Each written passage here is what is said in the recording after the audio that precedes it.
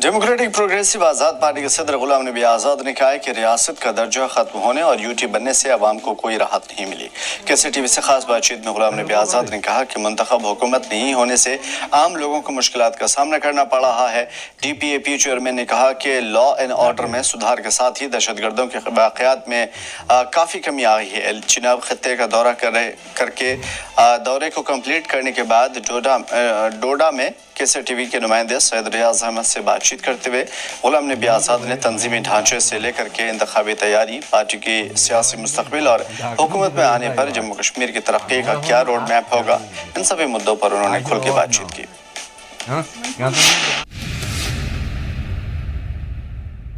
हमारे साथ इस वक्त मौजूद हैं प्रोग्रेसिव आज़ाद पार्टी के चेयरमैन गुलाम नबी आज़ाद साहब, जो हालिया दिनों में चिनाब वैली के दौरे पे थे। आज उन्होंने अपना दौरा कंप्लीट किया, तो आज हम इनसे जानना चाहेंगे पूरे दौरे के बारे में कैसा रहा और इसके अलावा उनका क्या प्रोग्राम है। दौरा तो बहुत अच्छा हुआ, रिस्पांस बहुत अच्छा था सब कम्युनिटीज़ का, लेकिन लोगों के बहुत सारे मुश्किलात, और ये मुश्किलात एक या दो दिन के नहीं है, ये कई सालों के जमा हो रहे हैं। ख़ास तौर से जब से कोई सरकार ही नहीं है, और सच मानिए तो 2014 से ही नहीं है, क्योंकि 2014 के बाद भी जो सरकार बनी तो एक दो साल वो बीजेपी और PDP के दरमियान सरकार रही, तो वो आपस में उनकी चूहे बेली का खेल चलता रहा, और उसके बाद गवर्नर रूल हुआ, अब लेफ्टिनेंट गवर्नर रूल हुआ। चाहे गवर्नर साहब अच्छा काम करते हों, ऑफिसर्स अच्छा काम करते हों, लेकिन जो काम उन्हें सुपुर्द किया गया है वो उनका है नहीं। हमारी जमहूरी निज़ाम में हमारे कॉन्स्टिट्यूशन के हिसाब से, हमारे संविधान के हिसाब से, हमारे आइन के हिसाब से जजों को अपना काम करना है, और जो ऑफिसर हैं एग्जीक्यूटिव उनको अपना काम करना है, और लेजिस्लेचर में MLA होते हैं, मिनिस्टर होते हैं, चीफ मिनिस्टर, उनका अवामी काम से उनसे अवाम से राबता, उनके मुश्किलात सुनने, उनके मुश्किलात मंजर आम पर सामने में लाने, उनके काम कराने, ये उनका काम है। लेकिन जब असम्बली साल न हो तो लोगों के पास कोई जाता नहीं है। ख़ास तौर से दूर दराज इलाके जो हैं, जम्मू शहर, श्रीनगर शहर, वहाँ जा भी सकते हैं, कोई आ भी सकते हैं, और ख़ुद ऑफिसर सुबह शाम उनके दफ्तर होते हैं तो आते जाते वो मुश्किलात देखते हैं। लेकिन जो जितने बाकी डिस्ट्रिक्ट हैं या शहर से बाहर, उसी डिस्ट्रिक्ट में, जम्मू डिस्ट्रिक्ट में और श्रीनगर डिस्ट्रिक्ट में, शहर से बाहर अगर देखेंगे बाकी असम्बली कॉन्स्टिट्यूंसी, वहाँ भी कोई नहीं जाता। तो एक मायूसी है पूरी रियासत में, शहरों में, कस्बों में, देहातों में, कि आखिर असम्बली कब होंगे, आखिर हम अपनी दाद व फरियाद किसको सुनाएंगे। न कोई पूछने वाला है, न कोई सुनने वाला है, न मदद करने वाला है। बहुत सारे मसाइल होते हैं, स्कूलों के मसाइल, अस्पतालों के मसाइल, डॉक्टरों के मसाइल, उन तक पहुँच के मसाइल, फिर महंगाई के मसाइल, नौकरी के मसाइल, ये तमाम मसाइल जो हैं, इसका हल मैं नहीं कह सकता कि 100% MLA और मिनिस्टर निकालता है, लेकिन कम से कम अपनी तरफ से वो कोशिश करते हैं मदद करने की, और 100 में से 50, 60, 70 लोगों का फ़ायदा हो जाता है। 20-30% कुछ भी रहते हैं, लेकिन कम से कम आवाम को ये भी होती है भाई सुनवाई तो हुई, आगे किसी ने नहीं सुना होगा। लेकिन यहाँ सुनवाई भी नहीं है, सुनना भी नहीं है, और सुनाने के किसके पास सुनाएं, क्योंकि मुलाजमों का एक अलग सिस्टम है, सुबह 10 बजे जाएं, 4 बजे वापस आएं या 5 बजे वापस, उससे पहले उससे शाम वो किसी से मिलते नहीं।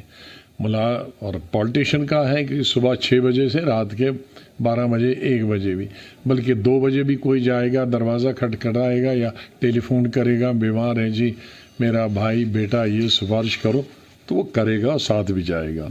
اس لیے سیاستدانوں کو کوئی ٹائم نہیں ہے.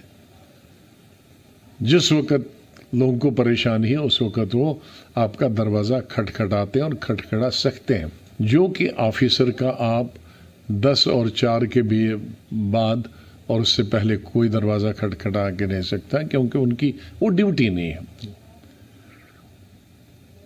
تو یہ پوری ریاست میں نے گزشتہ 14 مہینوں سے جو دورے کیے, کشمیر وادی کا ہو, جموں کا ہو, شہر کا ہو, دیہات کا ہو, قصبے کا ہو, یہی حالات سب جگہ ہیں.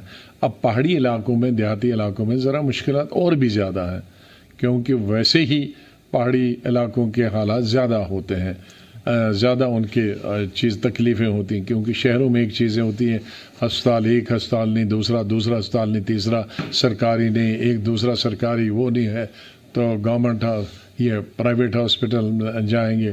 سکول اگر گورنمنٹ سکول میں داخلہ ہے نہیں, پرائیویٹ میں جائیں گے, اس میں نہیں جائیں گے, دوسرے میں جائیں گے. تو مطلب متبادل اس کا حال ہے. نوکری جائیں گے, نوکری نہیں ملی تو کسی پرائیویٹ دکان پہ کام کریں گے, پرائیویٹ دکان نہیں ہوگی تو کمپنی میں کام کریں.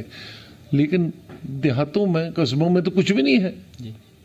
سڑک دینی ہے سرکار نے, اسکول دینا, سرکاری اسکول میں جانا ہے, نوکری کرنی ہے تو ہے نہیں, کام ہے نہیں, سڑکوں کا کام نہیں ہے, پانی کا. جیسے ہمارے وقت میں ٹرپل شفٹ تھی تو ہر سڑک, اس گلی جاؤ اس گلی کو سڑک کھولی جا رہے, اس گلی جاؤ تو دوسری گلی جاؤ تو تعمیر اسکول کی ہو رہی, کالج کی ہو رہی ہے, بلڈنگ کی ہو رہی. تو تقریباً سرکاری اگر نوکری نہیں تھی تو پرائیویٹ میں چھوٹی بڑا کام سب کو روزگار ملتا تھا, اور منریگا میں کام لاکھوں لوگوں کو ملتا. آج منریگا میں بھی بات نہیں ہے. آج کئی ٹھیکیدار چھوٹے موٹے ہیں, سال 2 سال سے ان کی پیمنٹ نہیں ہوئی. تو یہ کل ملا کر ایک مایوسی کا ماحول, چاہے ہندو ہے, مسلمان ہے, ایس ٹی ہے, ایس سی ہے, پہاڑی ہے, سب میں یہ ایک مایوسی کا عالم ہے. سر, یہ جو الیکشن نہیں ہو رہے ہیں جس کی وجہ سے عوام کے مسائل حل نہیں ہو رہے ہیں, بہت پریشانی کا عالم ہے, کیا مانتے ہیں آپ, کیا وجہ ہے؟ یہ ہماری سمجھ میں بھی نہیں آتا, یہ ہماری سمجھ سے باہر ہے, کیونکہ سیکیورٹی سینیریو سے اس سے اچھا سیکیورٹی سینیریو کبھی نہیں تھا. ایک چیز میں سرکار نے کامیابی حاصل کی, لیکن وہ اتنی ہی کامیابی کافی نہیں ہے زندہ رہنے کے لیے, کہ ملیٹنسی بہت کم ہوئی, یہ سرکار کی کامیابی ہے. ہڑتالیں بالکل نہیں ہے, وہ کامیابی ہے. سٹون پیلٹنگ نہیں ہے, یہ کامیابی ہے. لیکن وہ ٹھیک ہے, بہت اچھا ہماری ریاست کے لیے, ریاست کے وجود کے لیے, لیکن اس کے ساتھ اور لوازمات بھی تو ضروری ہے زندہ رہنے کے لیے, وہ نہیں ہے. تو سر, یہ جو دفعہ 370 ختم ہوا, اس کے علاوہ 35A بھی ختم ہوا, تو کیا مانتے ہیں آپ اسٹیٹ ہوڈ ختم ہونے سے کتنی عوام میں پریشانی ہوئی, کتنے مسائل ان کے بڑھ گئے؟ بہت, دونوں سے. اسٹیٹ ہوڈ سے تو بہت ہی ہو گیا نقصان, لیکن 35A سے ختم کرنے سے بھی اور زیادہ نقصان ہوا. ابھی لوگوں کو معلوم نہیں ہے, لیکن میں ابھی کشمیر گیا تھا, اندرونی علاقے میں گیا تھا, تو وہ کہا جی وہ 40 کنال اس ہوٹل والے نے, دلی والے نے لیا, وہ 100 کنال بمبئی والے نے لے لی ہے. تو ابھی اب منظر عام پر نہیں ہے, چوری سے لی ہے, اور وہ تعمیریں کر رہے ہیں. اور جموں کا تو سوال ہی نہیں. جموں کا تو گزشتہ 50-40 سال سے باہر کے لوگوں کے, پنجاب کے, باقی اسٹیٹوں کے, جن کی فیکٹریاں تھیں دلی میں, یہ جموں میں, سانبا میں, کٹھوا میں, انہوں نے یہاں مکان تعمیر کیے تھے, لیکن وہ رام لال شام لال کے نام پر کیے تھے. تو پہلی فرصت میں 2 مہینوں میں انہوں نے اپنے نام سب کر دیے. تو ہماری اسٹیٹ پہلے ہی کم زمین ہے اس میں. اس ہماری اسٹیٹ میں یا تو جنگلات ہے یا پہاڑ ہے, تو زرخیز زمین بہت کم ہے, 15-20%. اب اسی زمین پہ ہمارے شہر بھی ہیں, قصبے بھی ہیں, گاؤں بھی ہیں, اسکول بھی ہیں, ہسپتال بھی ہیں, فیکٹریاں بھی ہیں, کارخانے بھی ہیں, ٹرین بھی ہیں. تو ہمارے پاس زمین کہاں گھر بنا. ابھی اگر دیکھیں گے, میں بھدرواہ اور ڈوڈا, میرے خیال میں حیدرآباد اور بنگلور شہر میں جتنی زمین مہنگی ہے, جموں اور سری نگر کا تو چھوڑیے, بھدرواہ جیسی یا ڈوڈا شہر میں زمین لینی ہے, اس میں آپ دگنی زمین حیدرآباد اور بنگلور یا مدراس شہر میں لے سکتے ہیں. تو جتنا باہر والے آئیں گے زمین خریدیں گے اتنی ہمارے اپنے لوگوں کے لیے زمین مہنگی ہو جائے گی جو ان کے بس کا کام نہیں ہے خریدنا. آج آپ کے بچے عام کا بچے جو کشمیر کے بچے ہوں جموں کے بچے ہوں اور ہر 10 سال میں ایک فیملی کے 10 فیملی بنتی ہیں تو وہ کیسے مکان بنائیں گے الگ. اچھا جو ہم آگے بڑھتے جائیں وہ ہمارا سسٹم ہمارے دادا کے وقت میں ہم سب اکٹھے رہتے تھے. پھر باپ کے وقت میں ایک بھائی ادھر چلا گیا. اب آج تو جتنے 5 بچے ہیں تو 5 ہی گھر بنائیں گے. تو گھر بنانے کے لیے زمین نہیں ہے تو مہنگے. اچھا کام نہیں ہے کاج نہیں ہے کاروبار نہیں ہے نوکری نہیں ہے تو زمین کہاں سے خریدے گا. تو یہی وجہ ہے. مہاراجہ ہری سنگھ جی کو میں مبارکباد دیتا ہوں. یہ 35A انہوں نے لایا ہے. 35A کے نام سے نہیں لایا ہے لیکن قانون انہوں نے لایا. میں پارلیمنٹ میں اس کا ذکر کر چکا ہوں کہ 1925 میں انہوں نے یہ پہلا قانون بنایا کہ باہر والا نہ زمین خرید سکتا ہے نہ نوکریاں. دوسرا قانون نے 1927 میں لایا.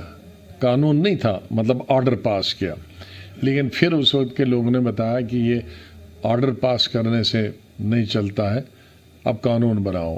تو 1930 میں انہوں نے قانون بنایا. قانون کیا بنایا؟ State subject. تو وہ اسٹیٹ سبجیکٹ ہی قانون تھا کہ جس کا اسٹیٹ سبجیکٹ ہوگا وہی یہاں زمین خرید سکتا ہے بیچ سکتا ہے. بیچ صرف اندر والے کو ہی بیچ سکتا اور اندر والے سے ہی خرید سکتا اور باہر والا نوکری نہیں کر سکتا. تو جب ہمارا آئین بنا تو اسی قانون کو 35A کی شکل میں ہمارے سویدھان میں ہمارے قانون میں ڈالا. تو یہ ان کا بنایا ہوا ہے جس کو اس گورنمنٹ نے ختم کیا. سر جیسے انہوں نے UT بنایا, UT بننے کے بعد جو دلی کے قانون یہاں پہ لاگو ہوئے, وہاں کے جو رول اینڈ ریگولیشن تھے وہ یہاں پہ, اس بار جو بچوں کے ایگزام تھے خاص کر کے جو کمپٹیٹیو ایگزام تھے کسی کو امبالہ کسی کو سب اگر رول کرتے کنوینئنٹلی کرتے ہیں جو ان کو اچھا لگتا ہے وہ نہیں کرتے ہیں. جیسے SC ST جیسے گجر بھائی ہے یا گدی بھائی ہے.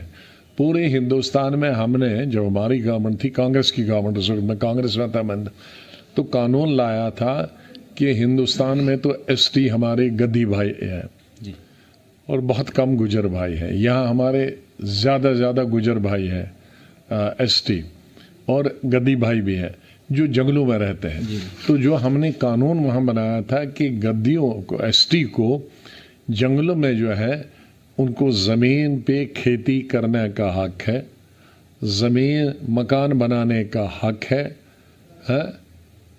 اس پہ.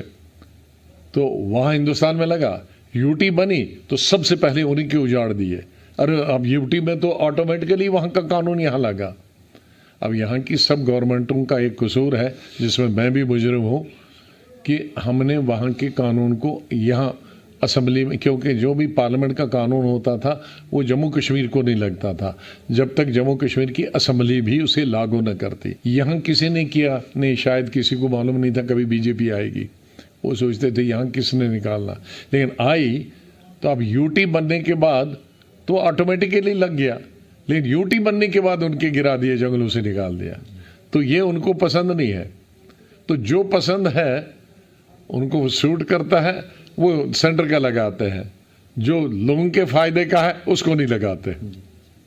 اسی طرح سے باہر کے اسٹیٹوں میں دوسری جگہ ایگزام لینے کی نہیں ہے کوئی پرمپرا. یہ تو میں نے سنا, میں تو پورے ہندوستان میں گھوما کہ یہاں کی اسٹیٹ کے لیے دوسری اسٹیٹ میں ایگزام دینے کے لیے, یہاں بھی یہ بھی کسی اسٹیٹ میں نہیں ہے.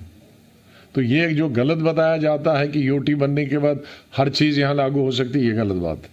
سر جیسے یہاں پہ جموں میں عام طور یہ تھا کہ BJP آئے گی سب چیز بدل جائے گی, وہ چیز تو کھل کے سامنے آ گئی, مہنگائی بڑھ گئی, اس کے علاوہ بہت سی چیزیں اینٹی انکمبنسی آ گئی ہے. تو کیا لگتا ہے آپ کو اس بار BJP کی صورتحال کیا ہوگی جموں میں؟ اب یہ تو عوام تک ہے, میں کیسے کہہ سکتا ہوں. میں تو کہتا ہوں ہمیں ووٹ دے دو, ہم نے اپنے وقت میں सड़कों का जाल बिछाया, स्कूलों का जाल बिछाया, अस्पतालों का जाल बिछाया। जब बर्फ़ हुई थी 2006 या 7 में, मुझे याद नहीं, हाँ नहीं, बहुत बर्फ़ पड़ी थी जब मैं सीएम था, तो मैंने इन इलाकों का, चिनाब वैली का, तो मैंने 6 महीने के लिए पहले राशन फ्री कर दिया और बाद में 1 साल के लिए फ्री। आज तो 1 दिन के लिए कोई फ्री राशन नहीं देता। एक स्टेट को 1 साल के लिए राशन फ्री देना कोई मामूली बात नहीं होती। तो इसलिए हम दुख और दर्द लोगों का समझते थे।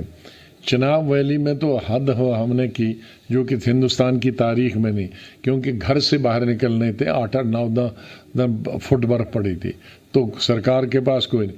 तो मैंने कहा जो भी सड़कें साफ करेगा अपने घर के, कोई अवाम, उसको हम पैसे देंगे। तो अपने घर की और अपनी सड़क साफ करने के लिए भी मैंने पैसे दिए हैं। तो इस तरह की चीज़ें आज तो ख्वाब में दे सकते हैं, मुमकिन हो नहीं सकता।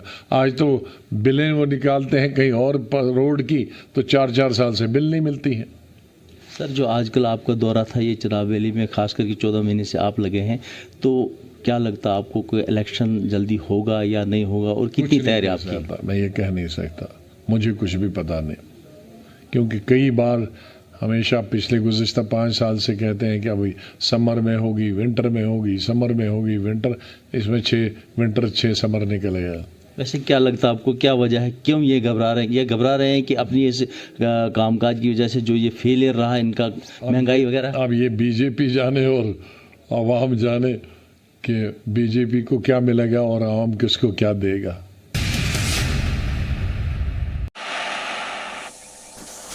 फिलहाल इस बुलेटिन में इतना ही। हमें दीजिए इजाज़त। देखते रहिए कैसेट टीवी।